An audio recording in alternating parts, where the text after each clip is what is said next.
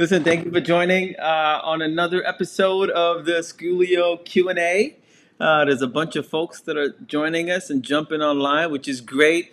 If you're watching, this is an interactive Q&A session hosted by your friendly homeschoolers and parents at Schoolio. So please go ahead and hit that like button, that heart button, or just generally say hi because we like to see who's on there and how we can interact. I don't know, Jamie. Let's kick it off, man. How's your week? It's good. It's a blur. I think every week is like it's just crazy between work and homeschooling kids. It's like, whew. Yeah, right. By It's Friday, I feel like I ran a marathon. man, oh man. So for those of you that haven't met Jamie, you probably have spoken to her at some point, either on Facebook, by email, or sometimes phone calls, depending on what help you need. But Jamie wears multiple hats in the organization. She started off with a very humble role of helping us with some content. And then when we found awesome people, we obviously asked for more and more and more. So then we asked her to help with some customer service. We asked her to help with some content writing. We asked her to help with some social media ads. And thankfully for us, Jamie has said yes to everything with a big smile. So thank you, Jamie, for all your amazing work with Schoolio. I'm happy to be here. So tell the viewers a little bit about yourself. All right, so I'm Jamie, as Satish said. I have three kids and I homeschool them. Uh, they are pure chaos all the time, but I love them. And yeah, I live in Ontario, Canada. I married. Um, I don't know what else to say. I have a podcast. Yeah, we're I'm gonna making, I'm talk really selling myself right now. No, listen, we're going to talk about your Genuine Mom podcast.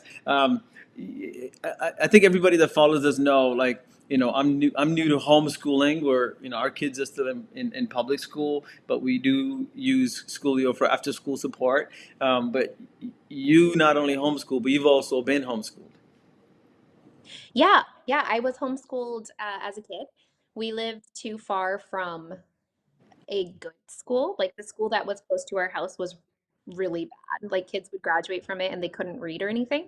So my parents were adamant that we were not going to go there. So they were driving us to a private school in the city, kind of near our house, but it was like a 30-minute drive. So they would drive us in and then they'd have to drive us home. And it was just this whole thing. So my mom ended up having an accident and she just couldn't do it anymore because she was in the hospital for a while. And so she was like, I'm going to homeschool. I'm like, this woman goes from like, I can't do the drive anymore. So I'm going to just homeschool four kids. But she did it. And it was during the time when like homeschool was like very kind of looked down on. Like it was like, oh, you're the weird people, the weird homeschool people. But we did it. And I went right up to grade 8 being homeschooled. And then when I had kids, it was not in the plan to homeschool at all. I was like, nope, that's not happening. And then it just sort of did happen. So yeah. That's amazing, man. That's amazing. And, it's just an important reference point because so many of our parents that buy our product, even if they're veteran homeschoolers, they're still looking for help on how to do it more efficiently, how to create space and time. And I think we can all agree, whether you're homeschooling full time prior to the pandemic or you're jumping into homeschooling because of the pandemic, there's an educational crisis, right? Yeah. You wrote an amazing article, I think last week, around kids falling through the cracks. You know, uh, Yeah. let's talk about that because there's this understanding of, like, the schools are closed, kids are not getting education. But on the flip side, folks that have lived the homeschooling lifestyle, it's still a pain to get the kids to sit down and study. Yeah, it is. So Yeah. let's talk about some of the things that you've noticed when you're putting that article together. What are some of the crises that parents are handling out there, and where is the problem? Is it the school system? Is it just the kids looking at education differently? What do you think? I can't really say that I can pinpoint exactly where the problem is, but I do know that with kids, they need consistency and they need a very steady amount of stability. If they're not getting that, their education is going to suffer to a degree because you need that. Like kids need stability. And because of the pandemic, it's just so up and down. Like 1 minute, oh, go back to school. And then all of a sudden it's never mind, you need to stay home. And then it's go back to school. And it's just this horrible roller coaster that's really bad for kids. And I understand it. I understand, like, for safety's sake and everything else. But the inconsistency has been really, really hard on kids. And there's plenty of teachers that have tried really hard to come up with these like great online sort of programs that they can run, but they were never trained to do online. So this is foreign to them, and it's not fair to the teachers and it's not fair to the students. And so because of that, kids are just falling so quick through these cracks in the education system. But it even started before the pandemic. Like kids have been falling through the cracks for generations. Like I said at the beginning, when I was a kid, the school near my house would graduate kids that couldn't read. Those kids fell through the cracks of an educational system, and that was before a pandemic by far. So kids have been suffering and struggling with their education for a long time because when you have giant class sizes of like 20 to 25 kids and like one teacher or two teachers, it's really hard for kids to be able to get the proper education that they need. Some kids thrive in that environment, but some kids don't do so well with it. Yeah, no, that's an important point, man. And I'm gonna share a little bit about, like, my own kids, and knowing how they interact with school. But as I'm telling my story, do a quick check on your mic, because I think maybe there's some audio going in and out. I don't know if you're using your external mic or talking directly into the computer, but do a quick check on your settings for me as I'm sharing my story. But Yeah. my daughter is uh, a classic case of the way things are taught just didn't make sense to her. She had a ton of questions around, like, why am I learning this stuff? Can we slow down a little bit so I can learn it better? Things that really interested her that she wants to move, faster on. Just wasn't happening. So when I look at that crisis, it wasn't about the school system letting her down. It was there wasn't enough way for us to sort of personalize content in a way that got her excited, which is the future when we look at what the kids are aspiring to do. This idea of, like, going to school, graduating into a career for 20 years, retiring. That model was long gone before my time, and it's even further away from the kids that we're doing. So, when we are looking at it from a Schoolio lens, this ability to have flexibility is probably one of the biggest driving forces that customers use our products for. Yeah, for sure. And flexibility in education is different from instability. So I think that's important to remember. How's my mic now, by the way? It's perfect. Okay, we're good. I think it's just really important to keep in mind that flexibility with education looks like if your child is learning a certain thing and they really are enjoying it, you have the flexibility to help them to dive deeper into that subject because that's when the real learning happens. Whereas instability is when your child doesn't have the opportunity to dive into anything that they're interested in and they're not learning in a way that they understand. So they're completely slipping through. Yeah, no, that's a great point. And from some of the customer service messages that we've received, is there a top repetitive concern that you've seen? I think concern. Parents are concerned for their kids and they don't know necessarily where to start, especially if they're just kind of beginning. It's like, how do I do this? I never wanted to homeschool. Right. This was never in the plan. This was not in the books for my family. But now they feel they need to do it because their child is struggling.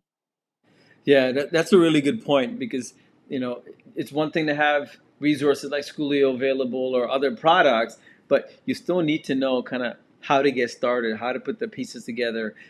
This is a great chance to shout out Lindsay, our content lead and partner of the company, where she's done a lot of work in creating ways to organize the curriculum, your daily planner, your weekly planners that we give away for free. Let's talk a little bit about habits, because I suck at habits. I try to create good habits, but they don't last long enough. let alone trying to create habits around education at home. Even the consistency of like, okay, 6 to 8 kids have to do homework. We can't seem to enforce it, man. Share some of the habits that I think parents that are out there looking for some new models can aspire to. Yeah, so there's a lot of different habits that different families do. And finding the ones that are most successful for your family is what's super important. So I could list off all of the most amazing, habits, but they might not work for your family. Hmm. But generally speaking, one of the number one things that really successful homeschool families do is homeschooling families are very flexible with their education. It's not that they're inconsistent, like I said, it's not like they're unstable with, their child's education. It's that they're flexible. So if their child takes an interest in something, they give them the opportunity to learn about that something, and all of the education comes together. It's such an amazing thing. Like I think it was a TikTok or a reel, and it was a homeschool mom, and she's like, I spent so long thinking that I had to force my kids to sit at a table to learn, and I didn't realize that learning is all around us. Right, that's a great And point. once they learned that, yeah, like once they learned that, their whole homeschool dynamic changed. Everything was better. When you're flexible as a homeschool family and you don't like punish yourself for, oh no, the kids didn't do math today. Like, okay, they'll catch up tomorrow. Like, it's not a big deal. And I think that's one of the things that, especially as a new homeschooler, you need to realize that it's not about the routine and trying to get it to look like school. It's about flexibility and learning your family's own learning rhythm.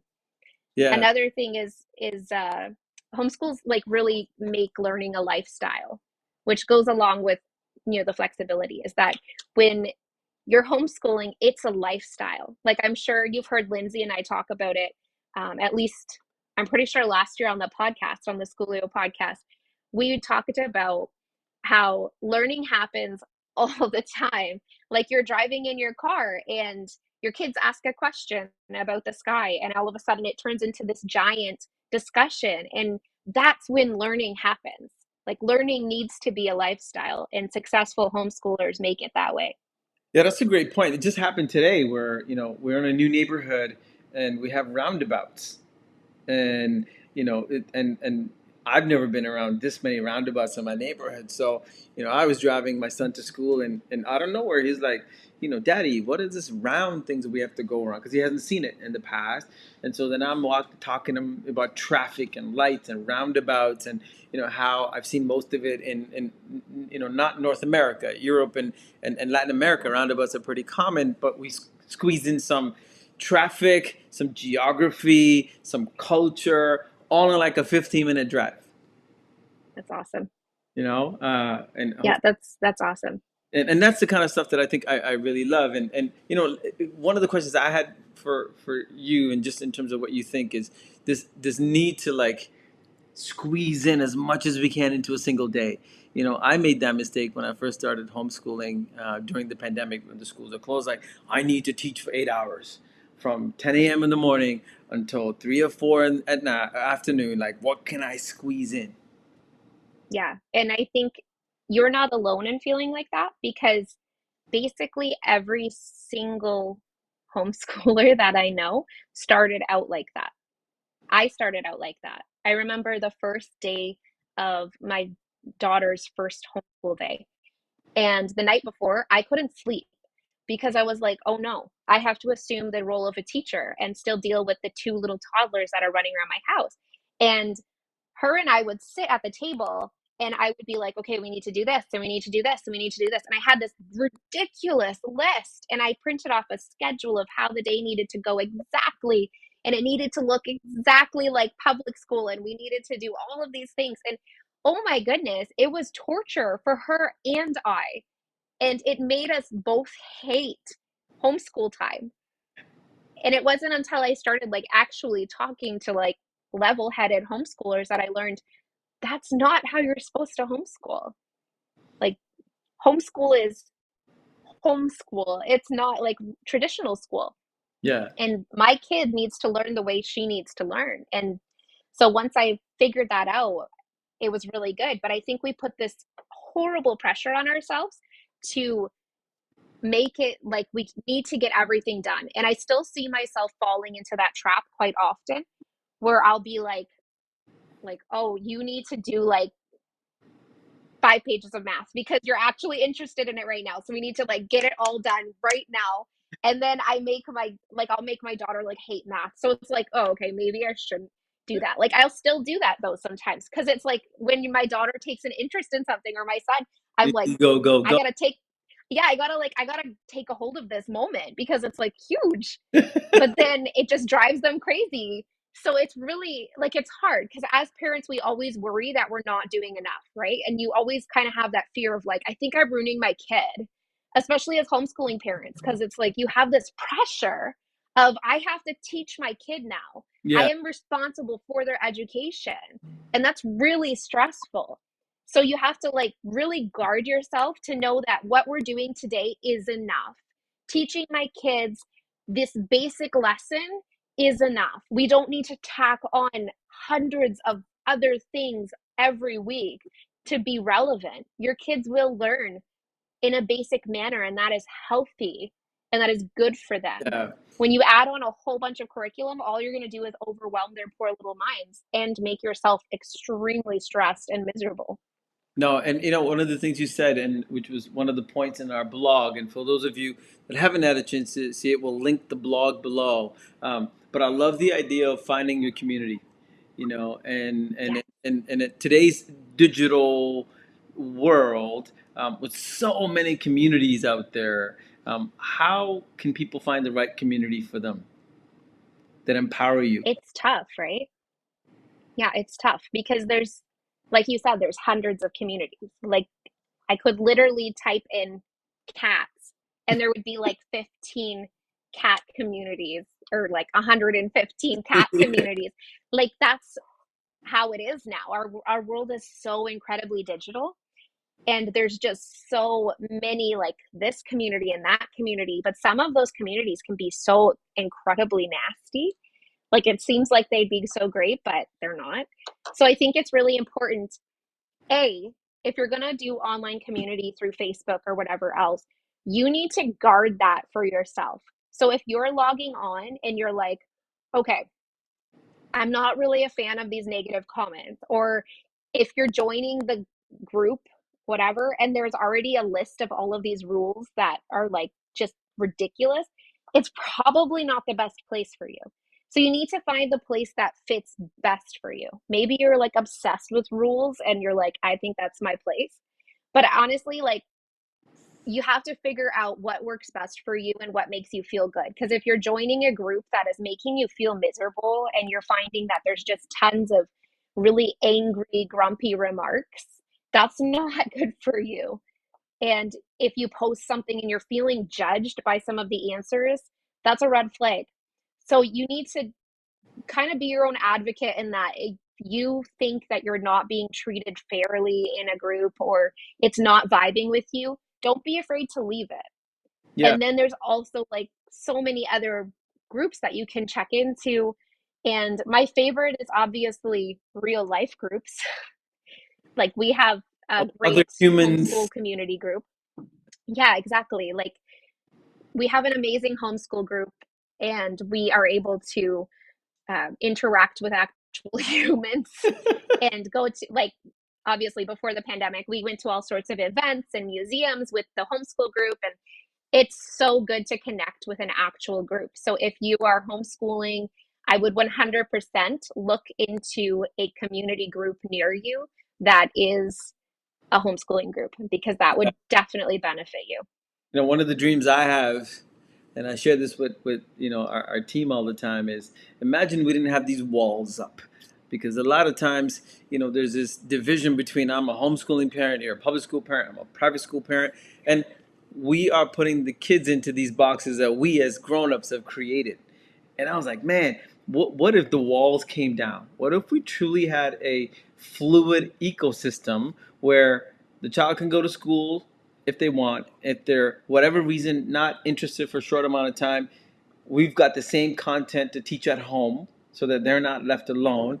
And why can't a homeschooling child join a public school on a field trip?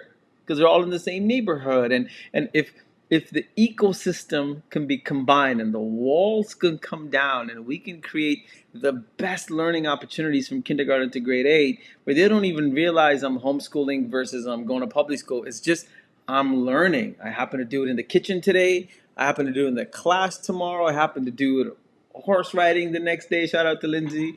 And I think that's a beautiful world where these parent silos could be removed. Yeah. I have a Yeah, dream it would be so good. that one day, It's a great dream. but I think that's that's a real potential now. If educators and parents and entrepreneurs think more open and think more inclusive, then these old school walls that we created could actually come down in the next 5 to 10 years. So now I'm daydreaming, but let's finish the habits one with one good last one. Like what's like, new customer struggling. They're like, Jamie, Schoolio, help me out. I don't know what I'm doing. What do you say? So I actually, I'm trying to pick just one, but it's so hard. Can I pick two? Yeah, you can do two. Okay. What about three? Okay, three. Okay. I'm gonna do three. All right. So first is if you are a new homeschool parent or you are just homeschooling in general, you have to 100% not compare yourself to another homeschooling parent or Yes. another homeschooling family. You cannot do that. And on the same note, you cannot compare yourself or your kids to other families that are in traditional education. That's a no. That's like 100% a no. When we fall for this whole comparison thing, it makes you so gross. Like when all you literally have to do is go on Instagram and type in homeschool and you will find like thousands of amazing homeschooling families, but they show you one side of their life versus what their real life is like. And then you start to compare yourself to it. So that's bad. So don't do that. So yeah, definitely do not compare yourself to other people. Don't do that in general, like even beyond homeschooling, just period, just don't do it. It's not good.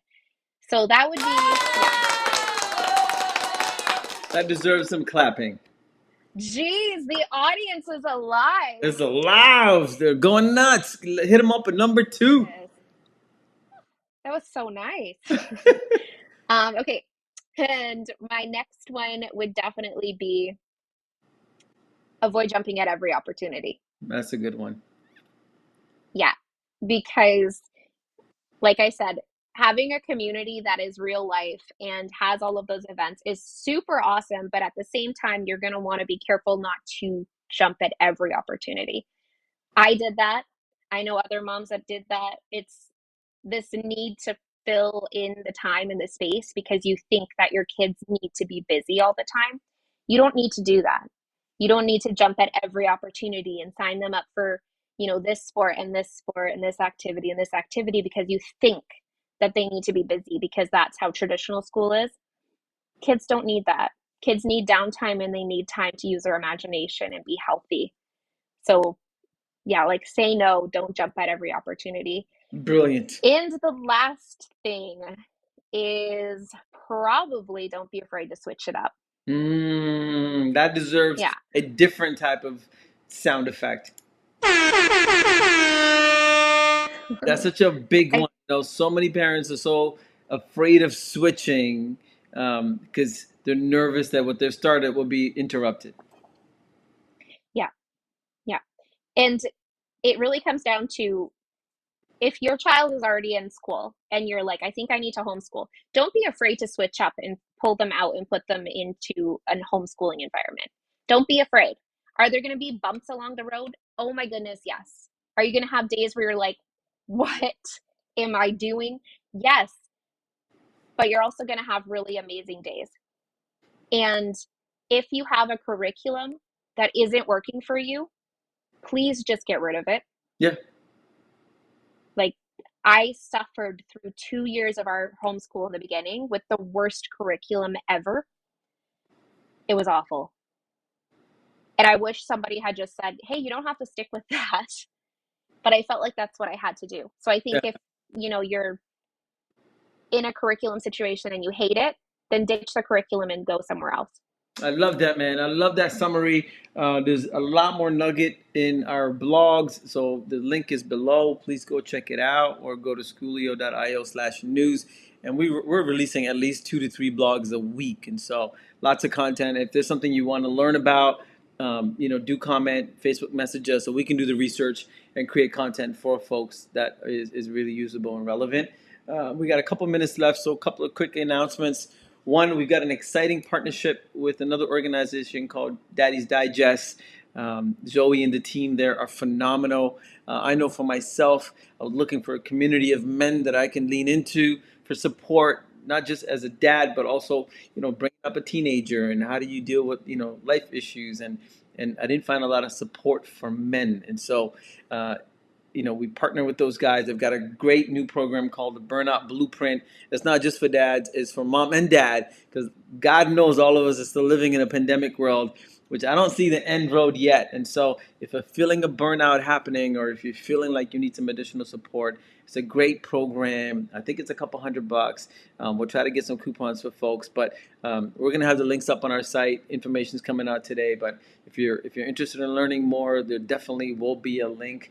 And yes, Michelle commented, we are open for questions. And so if you have a question, please comment below and we'll address it. That's what these Friday Q&As are about, that we can share what we know. And if you've got problems around, curriculum or building new habits or what's happening in I don't know, your neighborhood, we're happy to share what we know. Last point, which is very exciting for us, it's a program we're calling Schoolio After School. And I'm super pumped because a lot of parents have been reaching out to us saying, hey, we've got the curriculum, but I also don't want to teach all the time. So the Schoolio After School program is just what that is. It's an after school program. It's 4 to 8.